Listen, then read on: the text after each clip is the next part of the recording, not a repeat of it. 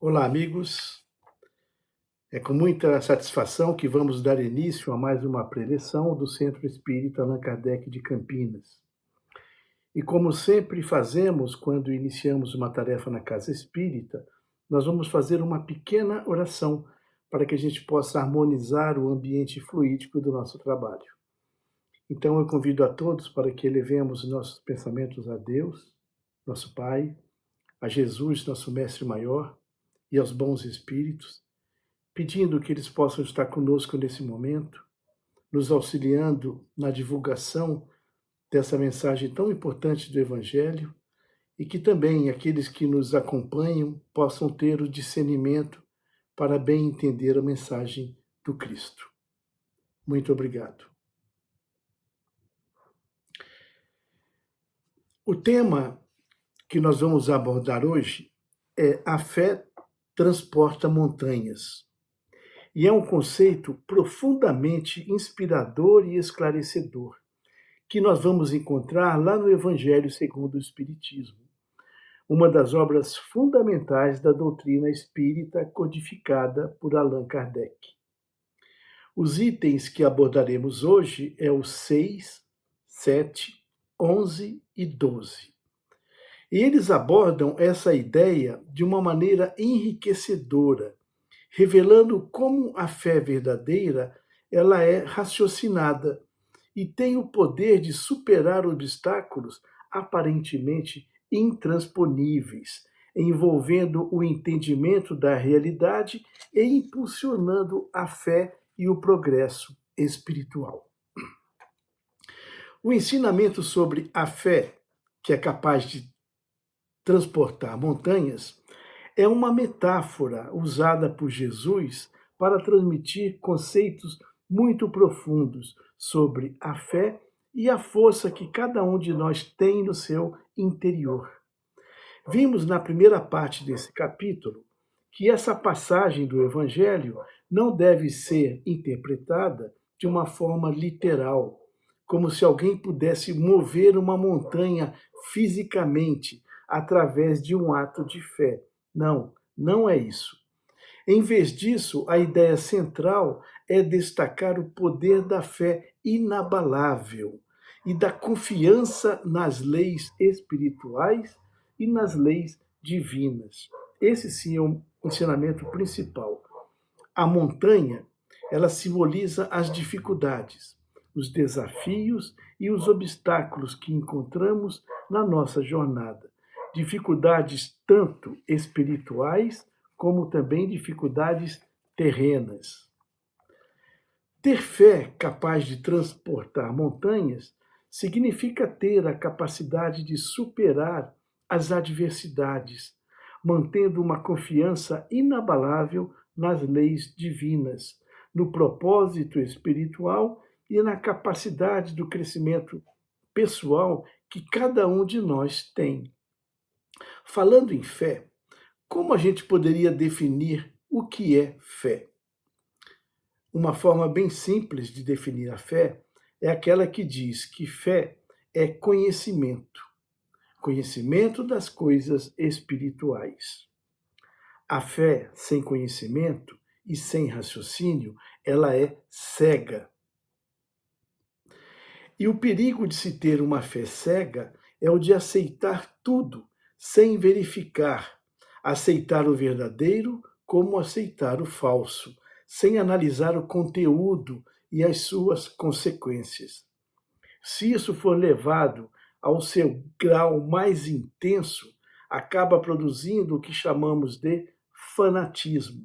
E é tudo que a doutrina espírita não quer que a gente seja, fanáticos.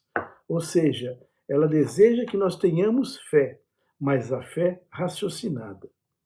Se essa fé for baseada no erro, mais cedo ou mais tarde, ela irá se desmoronar.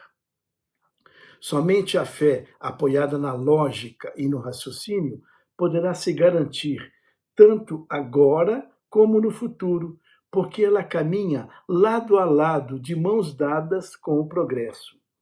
A fé não se resume a crenças cegas nem aos dogmas, mas sim a confiança que tem por um fundamento, os princípios da razão e na experiência individual de cada pessoa.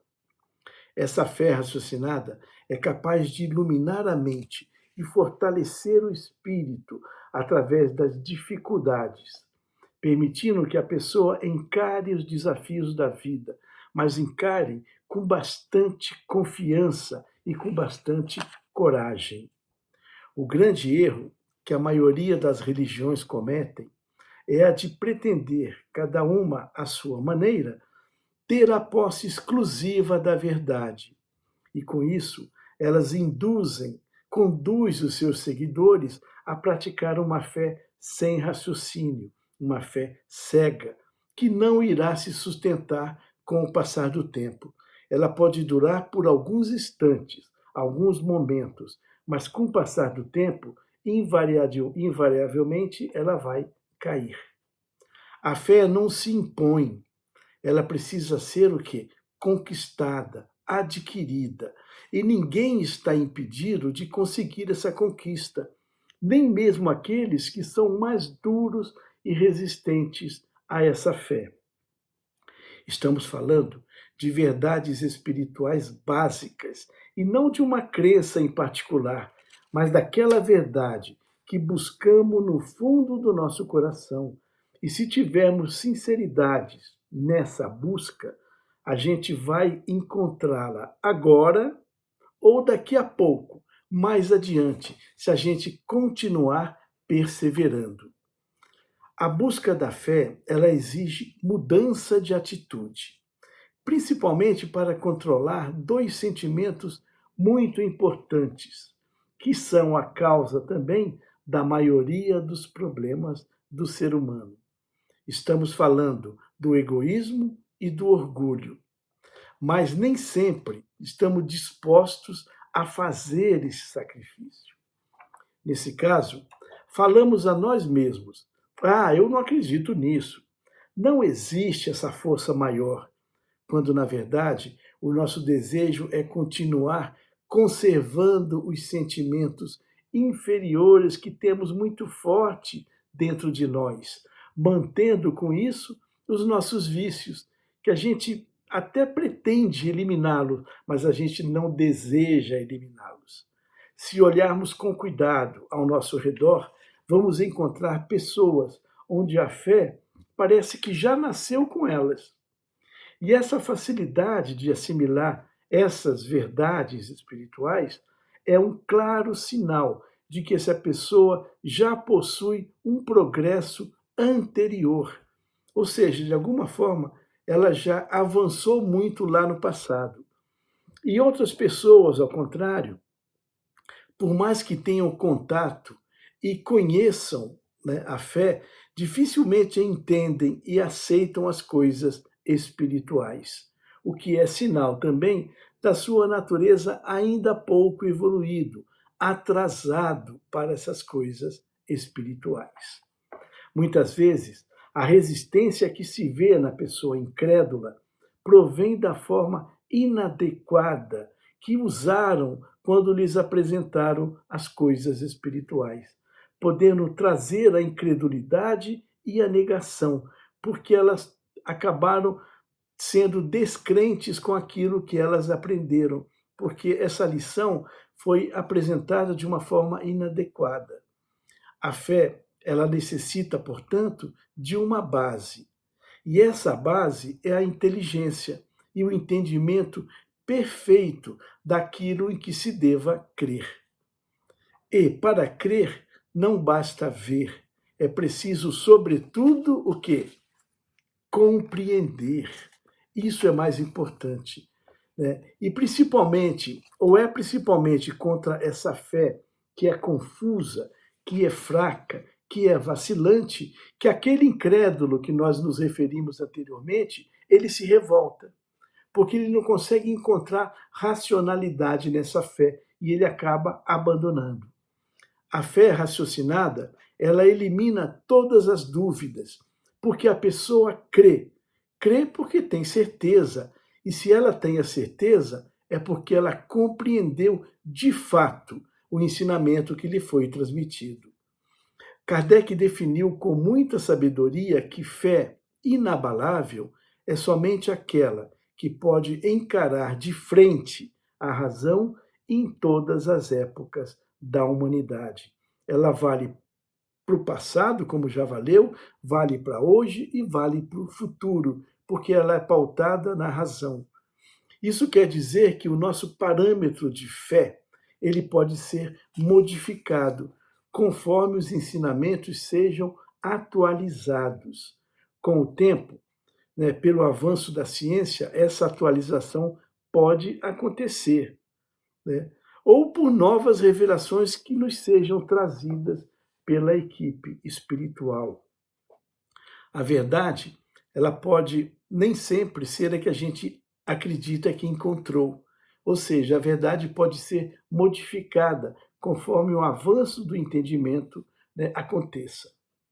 Para que a fé seja proveitosa, ela precisa ser ativa, para que se torne a mãe de todas as virtudes, virtudes que conduzem a Deus. Mas como podemos tornar a nossa fé ativa?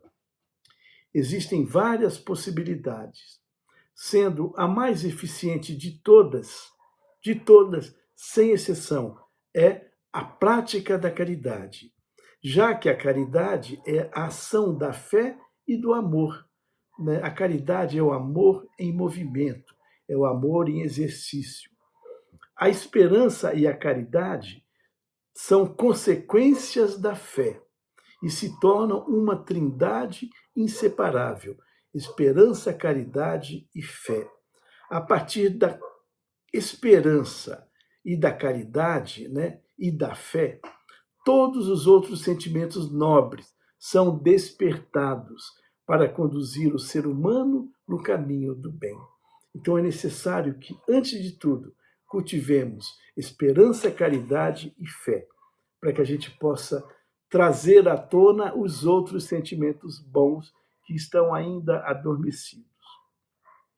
Como já vimos, a fé traz ao homem a confiança no seu futuro. É como se a consciência desse sentimento, né, que já está no nosso íntimo, fosse despertada e crescesse pela ação do nosso desejo e da nossa vontade. Ele vai sendo despertado. Jesus, que realizou muitos prodígios, afirmou que o homem poderá repetir todos esses prodígios e mais ainda, poderá fazer mais ainda, quando o fizer pela sua fé, isto é, pela vontade de querer e a certeza de que essa vontade poderá obter o resultado que tanto se espera. Foi exatamente isso que os discípulos fizeram. Seguiram os exemplos de Jesus e, com isso, realizaram inúmeros prodígios. Claro que todos aqueles milagres eram todos efeitos naturais, cuja causa o homem daquela época não conhecia, mas que hoje podem ser explicados pelo estudo e pelo avanço da ciência, que os tornaram completamente compreensíveis. Uma vez conhecida as causas do fenômeno, ele deixa de ser um milagre e pode ser repetido de uma forma natural. É importante a gente ter sempre em mente, né, que todos aqueles milagres, chamados milagres que Jesus realizou, não passaram de fenômenos que o povo da época não entendia. Hoje, a maioria deles estão explicados. Se não estão explicados todos, é porque a gente ainda não tem capacidade para entendê-los, ou o nosso conhecimento atual não foi capaz de desvendar alguns mistérios. Mas cada vez mais a gente tem a certeza que nenhum deles foi um milagre, porque milagre seria uma derrogação das leis naturais. E Deus criou suas leis perfeitas, absolutas, que não merecem e não precisam ser derrogadas.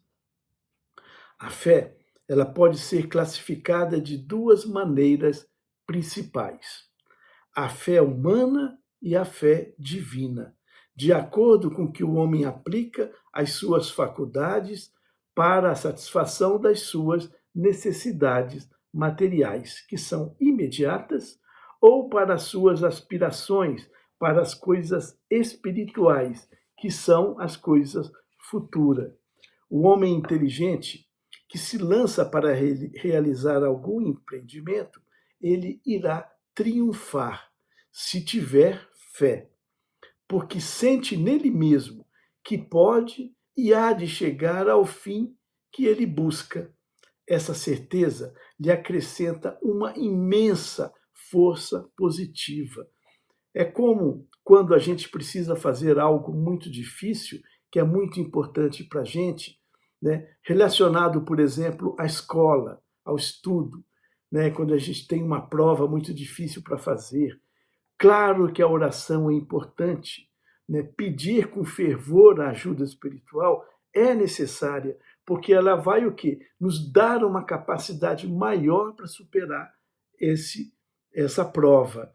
Mas se a gente não fizer por onde, se a gente não se dedicar, se a gente não estudar, de nada vai adiantar, né? A ajuda espiritual, talvez ela venha na forma de coordenar os nossos pensamentos, fazer com que a gente mantenha a calma para discernir, para escolher qual caminho a gente vai buscar para a solução daquele problema. Mas se a gente não fizer por onde, não há fé que resolva o nosso problema. O homem de bem, que acredita no seu futuro celeste, deseja encher de belas e nobres ações a sua existência atual.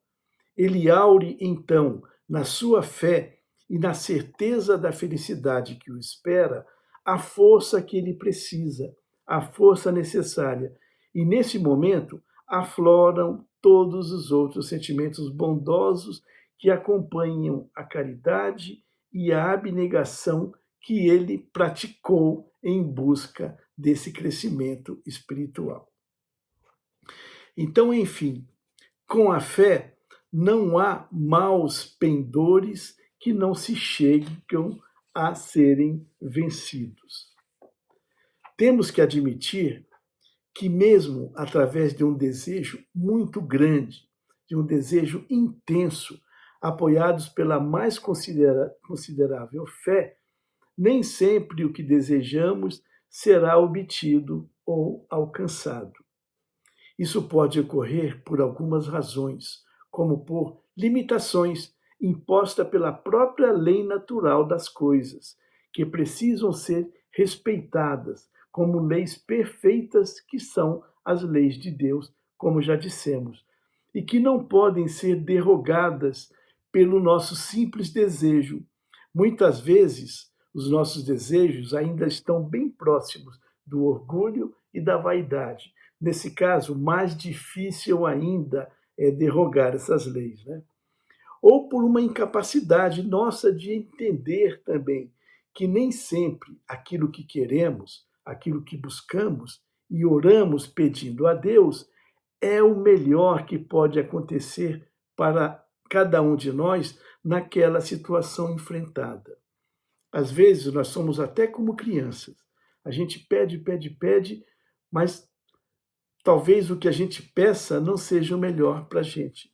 E Deus, na sua sabedoria infinita, vai saber discernir o que pode acontecer para nós ou não naquele momento. Então, para a gente concluir o que a gente já viu, né?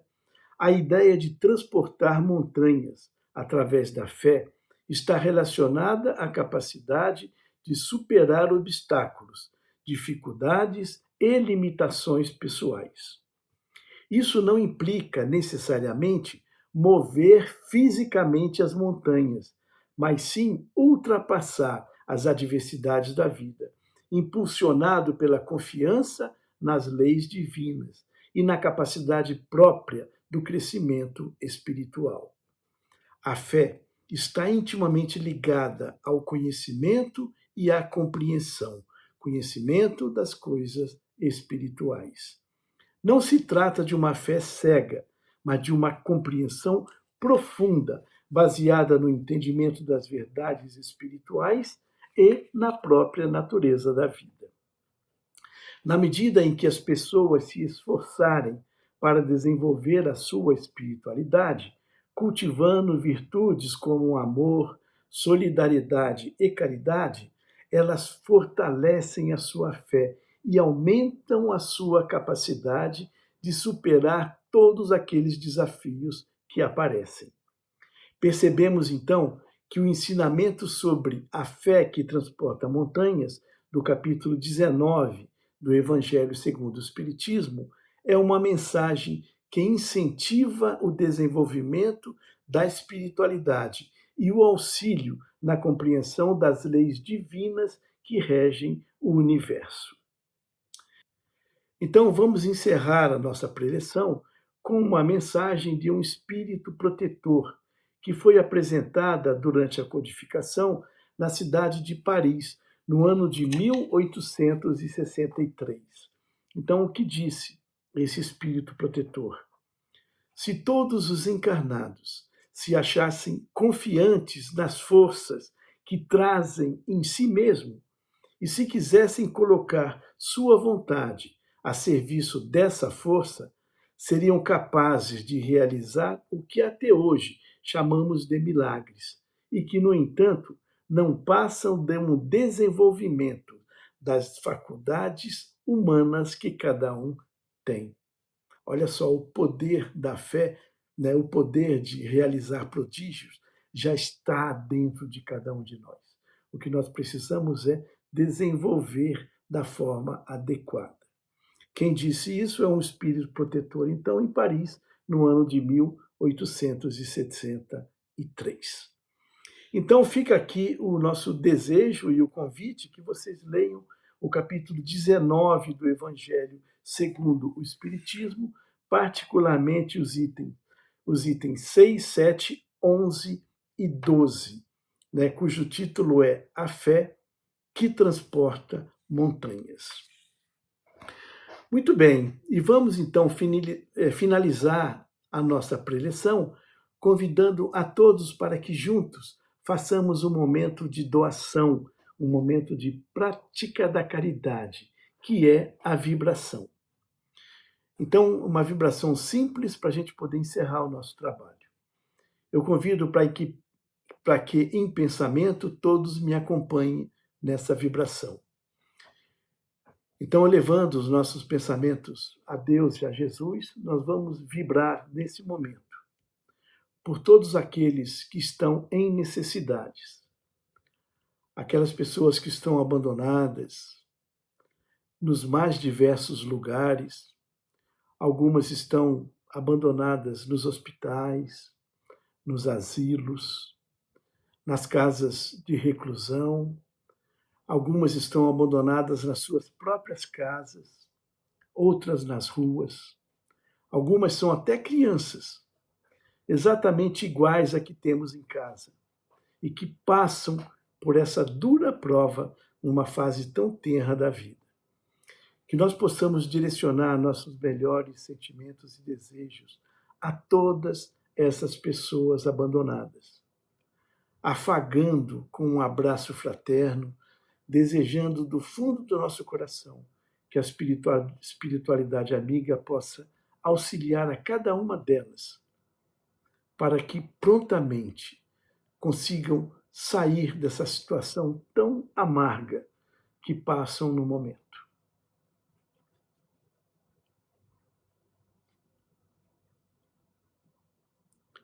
Vamos também vibrar por alguém em especial, alguém que a gente conheça e que, nesse momento, precisa desse auxílio especial, desse auxílio maior.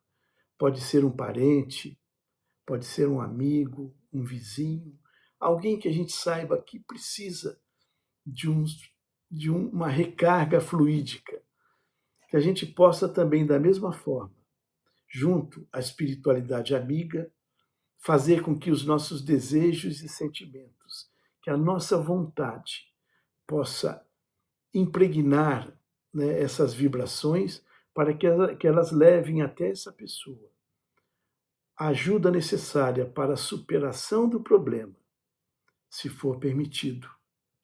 Ou tragam também o conforto, a resignação, a perseverança e a paciência para que elas passem por esses momentos com sabedoria, entendendo que nas maiores adversidades é que às vezes estão os melhores ensinamentos para a nossa reflexão e para a nossa mudança de atitude.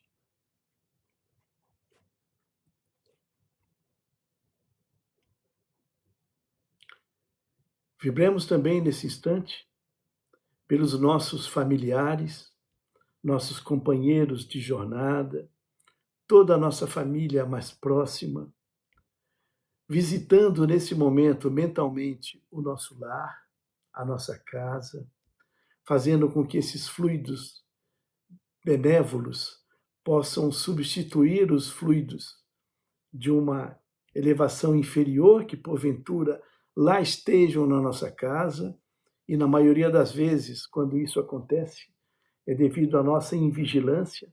Nós mesmos é que levamos miasmas deletérios para dentro do nosso lar, que a gente possa, então, nesse instante, fazer uma higienização fluídica na nossa casa, visitando mentalmente cada lugar, levando esses fluidos benfazejos para que ocupem todos os ambientes do nosso lar e, com isso, atinjam a todos que lá habitam, que lá residam ou que lá visitem, para que sejam também beneficiados por esses fluidos salutares que estão agora sendo depositados em cada ambiente do nosso lar.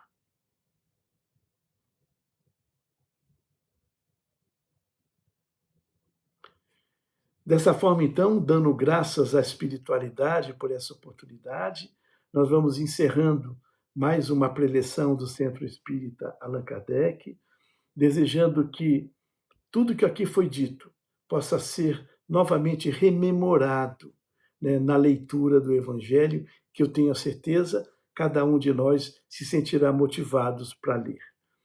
Deixamos o nosso abraço profundo, né, o desejo de que tenha sido produtivo esse nosso encontro e até o próximo momento, onde, se Deus permitir, poderemos avançar um pouco mais no entendimento do Evangelho de Jesus. Saúde e paz para todos.